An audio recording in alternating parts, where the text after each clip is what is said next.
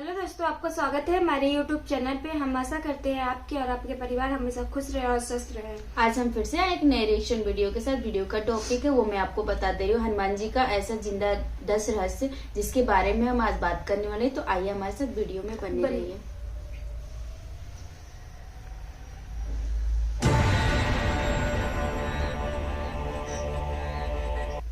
होई ही सोई जो राम रचि राखा, को करि तर्क बढ़ावें शाखा। हनुमान जी इस कलयुग के अंत तक अपने शरीर में ही रहेंगे। वे आज भी धरती पर विचरण करते हैं। वे कहाँ रहते हैं, कब कब व कहाँ कहाँ प्रकट होते हैं और उनके दर्शन कैसे और किस तरह किए जा सकते हैं, यह हम आपको इस वीडियो में बताने वाले हैं। मित्रों, आज हम आपको हनुमान जी से जुड़े 10 रहस्य बताने वाले हैं और अंत के 2 रहस्य तो ऐसे हैं जो आपको पता भी नहीं होंगे। यह वीडियो हमने काफ़ी रिसर्च करके बनाया है, तो उम्मीद करते हैं कि यह वीडियो आप अंत तक अवश्य देखेंगे। नमस्कार, मेरा नाम है धीरेन्द्र और आप देख रहे हैं दी साइंटिफिक हिंदू। आपसे एक छोटा सा निवेदन है कि यदि आप इस चैनल पर पहली बार आए हैं तो सब्सक्राइब करें इस चैनल को और कमेंट में जय बजरंगबली अवश्य लिखें। श्री राम की कृपा प्राप्ति के लिए हमें हनुमान जी को प्रसन्न करना चाहिए। उनकी आज्ञा के बिना कोई भी श्री राम तक नहीं पहुंच सकता।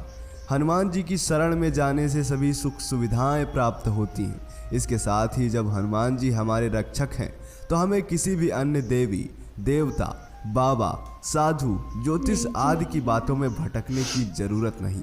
हनुमान जी इस कलयुग में सबसे जागृत और साक्षात हैं। कलयुग में हनुमान जी की भक्ति ही लोगों को दुख और संकटों से बचाने में सक्षम है। अब आपके मन में यह भी सवाल उठ रहा होगा कि आखिर प्रमुख देवता हनुमान जी क्यों हैं? मित्रों, हनुमान जी 4 कारणों से सभी देवताओं में श्रेष्ठ हैं। पहला यह कि वे रियल सुपरमैन हैं। दूसरा यह कि वे पावरफुल होने के बावजूद ईश्वर के प्रति समर्पित हैं। तीसरा यह कि वे अपने भक्तों की सहायता तुरंत करते हैं। और चौथा यह कि वे आज भी सशरीर हैं। इस ब्रह्मांड में ईश्वर के बाद यदि कोई एक शक्ति है तो वह हनुमान जी। महावीर विक्रम बजरंगबली के समक्ष किसी भी प्रकार की टमाटर फ्रेश है ना? एकदम fresh. Over 200 fruits and vegetables delivered fresh to your home. वीर विक्रम बजरंगबली के समक्ष किसी भी प्रकार की मायावी शक्ति ठहर नहीं सकती। तो चलिए बात करते हैं पहले रहस्य की, और वह है क्या हनुमान जी बंदर थे? मित्रों, हनुमान जी का जन्म कपि नामक वानर जाति में हुआ था। शोधकर्ता कहते हैं कि आज से 9 लाख वर्ष पूर्व एक ऐसी वानर जाति भारतवर्ष में विद्यमान थी जो आज से 15 से 12 हजार वर्ष पूर्व लुप्त होने लगी थी और अंततः लुप्त हो गई। इस जाति का नाम था कपि। हनुमान जी के संबंध में यह प्रश्न प्रायः उठता है कि क्या हनुमान जी बंदर थे? इसके लिए कुछ लोग रामायण ग्रंथ में लिखे गए हनुमान जी और उनके सजातीय बांधव सुग्रीव, अंगदादि के नाम के साथ वानर, कपि, शाखामृग आदि विशेषण पढ़कर उनके बंदर प्रजाति होने का उदाहरण देते हैं। और यह भी है कि उनकी सभी जगह सपुच्छ प्रतिमाएं देखकर उनके पशु या बंदर जैसा होना प्रतीत होता है। रामायण में वाल्मीकि जी ने जहाँ उन्हें विशिष्ट पंडित, राजनीति में धुरंधर, वीर शिरोमणि प्रकट किया है, वहीं उनको लोमस और पुच्छधारी भी शतशः प्रमाणों में व्यक्त किया है। दरअसल आज से 9 लाख वर्ष पूर्व मानवों की एक ऐसी जाति थी जो मुख और पूंछ से वानर समान नजर आती थी, लेकिन उस जाति की बुद्धिमत्ता और शक्ति मानवों से कहीं ज्यादा थी। यह सभी पुरातत्ववेत्ता स्वीकार करते हैं कि मानवों की एक ऐसी नस्ल थी जिसकी पूंछ थी जो अब नष्ट हो चुकी है। अब आते हैं दूसरे रहस्य पर, और वह है कि आखिर हनुमान जी का जन्म कहाँ हुआ था? मित्रों, पंपा सरोवर अथवा पंपासर होसपेट तालुका मैसूर का एक पौराणिक स्थान है। हम्पी के निकट बसे हुए ग्राम अनुगेंदी को रामायण कालीन किष्किंधा माना जाता है। तुंगभद्रा नदी को पार करने पर यहाँ एक पंपा सरोवर स्थित है। यहाँ स्थित पर्वत पर एक गुफा भी है जिसे राम भक्तिनी शबरी के नाम पर शबरी गुफा कहते हैं। इसी के निकट शबरी के गुरु मतंग ऋषि के नाम पर प्रसिद्ध मातंग वन था। हम्पी में ऋषिमुख के राम मंदिर के पास स्थित पहाड़ी आज भी मातंग पर्वत के नाम से जानी जाती है। कहते हैं कि मातंग ऋषि के आश्रम में ही हनुमान जी का जन्म हुआ था। मतंग नाम की आदिवासी जाति से हनुमान जी का गहरा संबंध रहा है। तीसरा रहस्य है कि आखिर क्यों आज भी जीवित हैं हनुमान जी। हनुमान जी इस कलयुग के अंत तक अपने शरीर में ही रहेंगे। वे आज भी धरती पर विचरण करते हैं। हनुमान जी को धर्म की रक्षा के लिए अमरता का वरदान मिला था। इस वरदान के कारण आज भी हनुमान जी जीवित हैं। वे भगवान के भक्तों तथा धर्म की रक्षा में लगे हुए हैं। जब कल्कि के रूप में भगवान विष्णु अवतार लेंगे तब हनुमान, परशुराम, अश्वत्थामा, कृपाचार्य, व्यास जी, विभीषण और राजा बलि सार्वजनिक रूप से प्रकट हो जाएंगे। अब बात करते हैं चौथे रहस्य की, और वह है कि रामायण में एक चौपाई कही गई है कि चारों युग प्रताप तुम्हारा है प्रसिद्ध जगत उजियारा। इसका अर्थ है कि हनुमान जी चारों युगों में रहे हैं। सबसे पहले त्रेता युग की बात करें तो त्रेता युग में पवन पुत्र हनुमान ने केसरी नंदन के रूप में जन्म लिया और वे राम भक्त बनकर उनके साथ छाया की तरह रहे। द्वापर युग की बात करें तो द्वापर युग में हनुमान जी भीम की परीक्षा लेते हैं।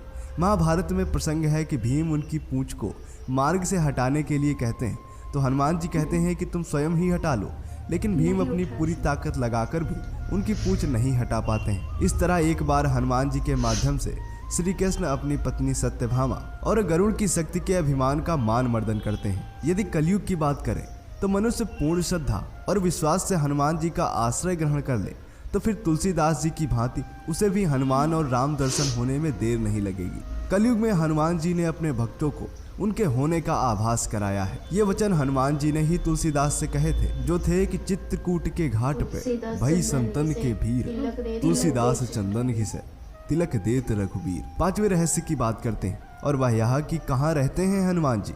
हनुमान जी कलयुग में गंधमादन पर्वत पर निवास करते हैं। ऐसा श्रीमद् भागवत में उल्लेख आता है। उल्लेखनीय है कि अपने अज्ञातवास के समय हिमवंत पार करके पांडव गंधमादन के पास पहुंचे थे। एक बार भीम सहस्त्र दल कमल लेने के लिए यहीं पहुंचे जहां उन्होंने हनुमान जी को लेटे देखा और फिर हनुमान जी ने भीम का घमंड चूर कर दिया था। मित्रों, गंधमादन पर्वत का उल्लेख कई पौराणिक हिंदू धर्म ग्रंथों में हुआ है। यहाँ पर ऋषि, सिद्ध, चारण, विद्याधर, देवता, गंधर्व, किन्नर आदि निवास करते हैं। यदि हम बात करें कि यह गंधमादन पर्वत वर्तमान में कहाँ है तो यह हिमालय के कैलाश पर्वत के उत्तर में स्थित है। यह पर्वत कुबेर के राज्य क्षेत्र में था। सुमेरु पर्वत की चारों दिशाओं में स्थित गंजदंत पर्वतों में से एक को उस काल में गंधमादन पर्वत कहा जाता था। आज यह क्षेत्र तिब्बत के इलाके में है। और अब बात करते हैं छठे रहस्य की, और वह है हनुमान जी के पुत्र के बारे में, जिसका नाम था मकरध्वज। मकरध्वज को अहिरावण ने पातालपुरी का रक्षक नियुक्त कर दिया था। पवन पुत्र बाल ब्रह्मचारी थे, तब आखिर उनका कैसे कोई पुत्र हो सकता है? चलिए आपको बताते हैं। वाल्मीकि रामायण के अनुसार उनके पुत्र की कथा हनुमान जी के लंका दहन से जुड़ी है। हनुमान जी की ही तरह मकरध्वज भी वीर, प्रतापी, पराक्रमी और महाबली थे। हनुमान जी ने अहिरावण का वध कर प्रभु श्री राम और लक्ष्मण को मुक्त कराया और मकरध्वज को पाताल लोक का अधिपति नियुक्त करते हुए उसे धर्म के मार्ग पर चलने की प्रेरणा दी। मकरध्वज की उत्पत्ति कैसे हुई यह हम किसी और वीडियो में जानेंगे। अब बात करते हैं सातवें रहस्य की, और वह यह है कि आखिर हनुमान जी को सिंदूर क्यों चढ़ता है। हनुमान जी को सिंदूर बहुत ही प्रिय है। इसके पीछे यह कारण बताया जाता है कि एक दिन भगवान हनुमान जी माता सीता के कक्ष में पहुंचे। उन्होंने देखा कि माता लाल रंग की कोई चीज मांग में सजा रही है। हनुमान जी ने जब माता से पूछा तब माता ने कहा कि इसे लगाने से प्रभु राम की आयु बढ़ती है और प्रभु का स्नेह प्राप्त होता है। तब हनुमान जी ने सोचा, जब माता इतना सा सिंदूर लगाकर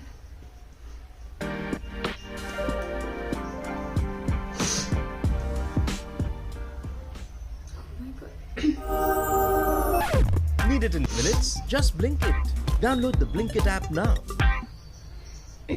ने सोचा, जब माता इतना सा सिंदूर लगाकर प्रभु राम का इतना स्नेह प्राप्त कर रही हैं, तो अगर मैं इनसे ज्यादा लगाऊं तो मुझे अधिक स्नेह प्राप्त होगा। यह सोचकर उन्होंने अपने सारे शरीर में सिंदूर का लेप लगा लिया। इसीलिए कहा जाता है कि भगवान हनुमान को सिंदूर लगाना बहुत पसंद है। अब बात करते हैं आठवें रहस्य की, और वह है कि आखिर हनुमान जी की पहली स्तुति किसने की। हनुमान जी की प्रार्थना में तुलसीदास जी ने हनुमान चालीसा, बजरंग बाण, हनुमान बहुक आदि स्तोत्र लिखे, लेकिन हनुमान जी की पहली स्तुति किसने की चलिए आपको बताते हैं। मित्रों, इंद्रादि देवताओं के बाद धरती पर सर्वप्रथम विभीषण ने ही हनुमान जी की शरण लेकर उनकी स्तुति की थी। विभीषण को भी हनुमान जी की तरह चिरंजीवी होने का वरदान मिला है। वे आज भी सशरीर जीवित हैं। विभीषण ने हनुमान जी की स्तुति में एक बहुत ही अद्भुत और अचूक स्तोत्र की रचना की है। विभीषण द्वारा रचित इस स्तोत्र को हनुमान वडवानल स्तोत्र कहते हैं। अब बात करते हैं नवे रहस्य की, और वह है हनुमान जी की पत्नी का नाम। मित्रों, क्या आपने कभी सुना है कि हनुमान जी का विवाह भी हुआ था? आज तक बात यह लोगों से छिपी रही क्योंकि लोग हिंदू शास्त्र नहीं पढ़ते और पंडित और आचार्य भी इन बातों का जिक्र नहीं करते। लेकिन मित्रों, हनुमान जी का विवाह हुआ था। आंध्र प्रदेश के खम्मम जिले में एक मंदिर है जो प्रमाण है हनुमान जी के विवाह का। इस मंदिर में हनुमान जी की प्रतिमा के साथ उनकी पत्नी की भी प्रतिमा विराजमान है। हनुमान जी की पत्नी का नाम सुरवचला था। वैसे तो हनुमान जी बाल ब्रह्मचारी हैं और आज भी ब्रह्मचर्य में ही रहते हैं। विवाह करने का मतलब यह नहीं कि वे ब्रह्मचारी नहीं रहे। कहा जाता है कि पराशर संहिता में हनुमान जी का किसी खास परिस्थिति में विवाह होने का जिक्र है। कुछ विशेष परिस्थितियों के कारण ही बजरंगबली को सुरवचला के साथ विवाह बंधन में बंधना पड़ा। अब बात करते हैं 10वें और इस वीडियो के अंतिम रहस्य के बारे में, और वह यह कि हनुमान जी आज भी यहाँ पर आते हैं। एक वेबसाइट का दावा है कि प्रत्येक 41 साल बाद हनुमान जी श्रीलंका के जंगलों में प्राचीन काल से रह रहे आदिवासियों से मिलने आते हैं। वेबसाइट के मुताबिक श्रीलंका के जंगलों में कुछ ऐसे कबीलाई लोगों का पता चला है कि जिनसे हनुमान जी मिलने आते हैं। मित्रों, इन कबीलाई लोगों पर अध्ययन करने वाले आध्यात्मिक संगठन सेतु के अनुसार हनुमान जी इन लोगों से मिलने आए थे और प्रत्येक 41 साल बाद मिलने आए। इन कबीलाई या आदिवासी समूह के लोगों को मातंग कहा जाता है और यह भी कहा जाता है कि मातंग ऋषि के आश्रम में ही हनुमान जी का जन्म हुआ था। वेबसाइट सेतु एशिया ने दावा किया कि 27 मई 2014 को हनुमान जी इन लोगों के साथ में थे। कहा जाता है कि भगवान राम के स्वर्ग चले जाने के बाद हनुमान जी इन जंगलों में आ गए थे, जहां पर इन आदिवासियों ने उनकी काफी सेवा की। जब हनुमान जी वहां से जाने लगे तो उन्होंने वादा किया कि 41 साल बाद वह यहाँ के कबीलाई लोगों को ब्रह्म ज्ञान देंगे। कबीले के मुखिया हनुमान जी के साथ बातचीत को एक लॉग बुक में दर्ज कराता है। सेतु नामक संगठन इस लॉग बुक का अध्ययन कर उसका खुलासा करने का दावा करता है। तो मित्रों, आज हमने आपको बताया हनुमान जी से जुड़े 10 रहस्य। वीडियो पसंद आया? सीता मतलब हनुमान जी की शादी हो चुकी है, मैंने पहली बार बट बताया, इस वीडियो से देखने से बताया कि शास्त्र में है कि हनुमान जी का सुलोचना से शादी हुई थी, लेकिन हमें नहीं पता था। बट इस वीडियो में बताया गया कि ये शास्त्र में इसका जिक्र किया गया है। बाकी हनुमान जी के तो बात ही अलग है, वो अभी कलयुग के अंत तक रहेंगे क्योंकि वो तो अमर हैं। हनुमान जी की बातें जो है वो याद करने लायक है। जैसे कि उन्होंने सीता माता की सिंदूर देख के उनको ये लगा कि ये राम प्रभु की उम्र के लिए कर रही हैं, तो उन्होंने पूरे सिंदूर अपने शरीर में लगा लिए कि क्यों ना मैं इनसे ज्यादा, मैं जब ये इतना सिंदूर लगा के इतना उनका स्नेह पा सकती हैं तो मैं पूरे सिंदूर क्यों अपने शरीर में क्यों ना लगा लूं। बाकी अगर आपको ये हमारी वीडियो अच्छी लगे तो आप हमारे चैनल को सब्सक्राइब करिएगा और लाइक कमेंट शेयर जरूर करिएगा। मिलते हैं एक नए रिएक्शन वीडियो के साथ। अभी के लिए बाय बाय।